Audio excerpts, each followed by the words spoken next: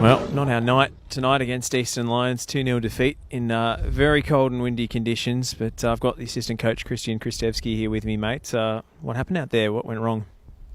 I think a few things went wrong. I think first and foremost, well done to Eastern Lions. They come out and they scored 2 goals. One they built up and in the first half and managed to sneak one in at the back post, and in the second half on this end they were able to score one off a set piece, and probably off a little bit of a risky move from us as well. You know, we were chasing the game and threw a few numbers up there, but they did well and they took their chances well and converted them.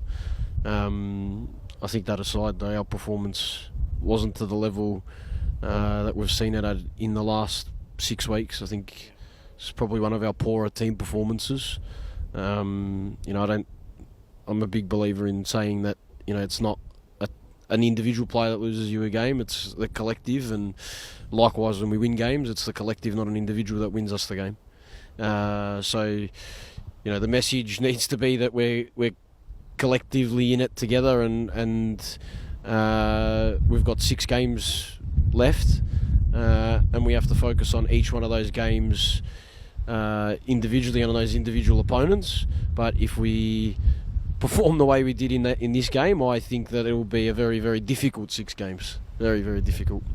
Well, we were on top, or at least a better side, in the first half an hour of the game before Eastern scored. But then, second half, it didn't really generate too many attacking chances going against the wind. Was that just a result of Eastern sticking numbers behind the ball, or were there things that you saw that disappointed you in terms of our build-up play? I still think we had a lot of the ball in the second half. Like just reflecting on it now, but what we did with it lacked a lot of quality. Lacked our identity of the way we've been playing, which is, it's just honest. Like that's what I saw, and I think that's what everyone else here and that watched it at home would have seen as well.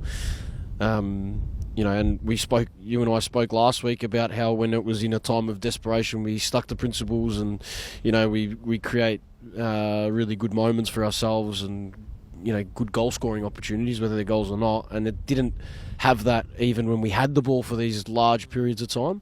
I would even argue in the first half we had a lot of the ball, but I don't think we created great goal scoring chances. I know Jegs had one early in the game, and there was probably a half chance here or there for Bally to break a line, but nothing that was clear and obvious where we were going, wow, we probably should be scoring here. So we can't do anything other than you can tell the wind's coming through now. Nearly sent our camera flying just then. So, that paints a picture of the conditions we had to both play in. But, I think we could have been a lot better. I think that's a simple term. That's a simple way of saying it. Well, we've had to cope without a senior recognised striker for quite a few weeks now, but we've got Matty Whelan coming back from suspension next week. Does that maybe give you a clearer picture in terms of team selection? And we were playing Marcus Schroen up front in the second half, so we've had to adopt some makeshift solutions the past few weeks. Yeah, look, we obviously tried with Chock at the start and moved Bally there, and then at half time we went in and we thought maybe given the number of set pieces, we had opportunities, or creating set pieces. We had a few corners in the first half and some wide free kicks, and we did in the second half as well. And we probably didn't have an aerial threat, and we thought Marcus might be able to give us that compared to the others that we had on the bench in that point in time. So that's why we threw him there to see what we could do, and didn't work, I guess, because we didn't convert anything.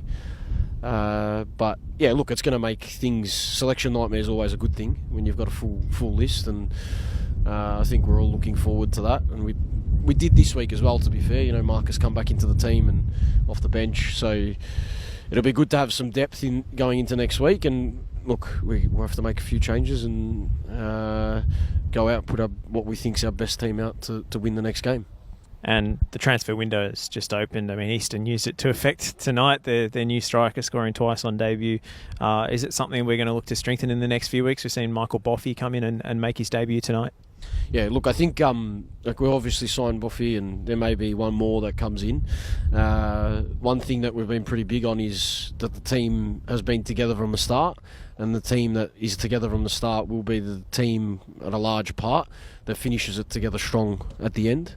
Because number one and above all else, being together in the tough times is going to get you the success in the good times. So we believe in the group, and I still believe in the group, and I know the rest of the staff do. So now it's just a matter of backing each other and getting ready for this next game. Well, tough night at the office tonight, mate. So I'll let you go in and get warm. Commiserations on the result. Thanks, Josh. Thank you.